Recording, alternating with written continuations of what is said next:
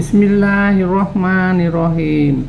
Assalamualaikum warahmatullahi wabarakatuh. Alhamdulillah wa syukurillah wala haula wala quwata illa billah.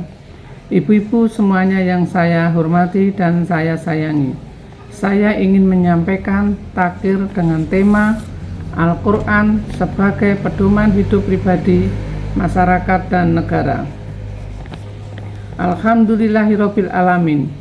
Segala puji bagi Allah Subhanahu wa taala yang telah menganugerahkan kita nikmat iman dan Islam. Selawat dan salam semoga senantiasa tercurah kepada junjungan kita Nabi Muhammad SAW beserta keluarga, sahabat dan seluruh umatnya hingga akhir zaman. Ibu-ibu yang saya hormati, kehidupan yang sempit saat ini adalah akibat dari berpalingnya manusia dari Al-Quran. Padahal negeri ini memiliki kekayaan alam yang melimpah, namun tidak membawa berkah karena dikelola tanpa mengikuti petunjuk Al-Quran. Allah Subhanahu wa taala melarang penumpukan kekayaan pada segelintir orang. Dalam firman-Nya, agar harta itu tidak hanya beredar atau menumpuk pada segelintir orang-orang kaya di antara kalian. Surat Al-Hasyr ayat 7. Tetapi faktanya, kekayaan negeri ini hanya dinikmati oleh oligarki.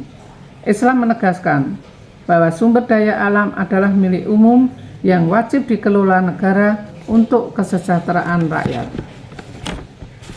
Ibu-ibu yang saya hormati, Al-Quran tidak cukup hanya dibaca, dihafal, tetapi harus dipahami dan diterapkan dalam kehidupan individu, sosial, dan kenegaraan.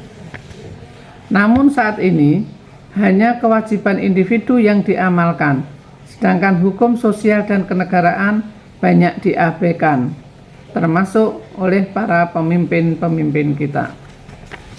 Ibu-ibu yang saya hormati, sayangnya, meskipun negeri ini memiliki ribuan pesantren, ulama, dan penghafal Al-Quran, faktanya hukum Al-Quran tidak dijadikan sebagai dasar perundang-undangan negara. Sebaliknya, ideologi kapitalisme sekuler dari Barat justru menjadi sumber hukum, sementara syariah Islam sering ditolak dan dianggap radikal. Padahal berhukum dengan Al-Quran merupakan bukti keimanan kepada Allah Subhanahu wa taala.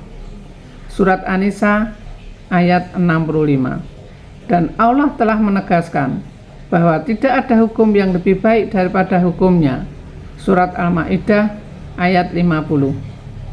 Berhukum selain dengan Al-Quran berarti mengikuti hukum jahiliyah yang jelas bertentangan dengan Islam. Ibu-ibu yang saya hormati, apalagi sudah jelas akibat mengabaikan Al-Quran dan hukum-hukumnya, negeri ini menjadi gelap. Akibat mengabaikan hukum-hukum Allah, negeri ini dipenuhi dengan kemungkaran dan kebatilan, korupsi, judi online, perampasan tanah rakyat, pergaulan bebas, penyalahgunaan narkoba, hingga perampokan sumber daya alam oleh kapitalis merajalela. Semua ini akibat berpaling pada petunjuk Al-Quran. Sebagaimana digambarkan dalam surat Al-Rum ayat 41 dan surat Toha ayat 124. Kehancuran moral dan sosial hanya dapat dihentikan dengan kembali pada hukum-hukum Islam yang telah Allah tetapkan. Ibu-ibu yang saya hormati, oleh karena itu penerapan hukum Al-Quran secara ka'afah adalah keharusan, bukan sekedar pilihan. Negara wajib menjadikan sebagai pedoman dalam seluruh aspek kehidupan, bukan hanya dalam ranah individu dan masyarakat. Dalam bulan Ramadan ini seharusnya menjadi momentum bagi Islam untuk kembali mengamalkan dan menerapkan syariah Islam secara menyeluruh sebagai solusi atas berbagai permasalahan bangsa ini.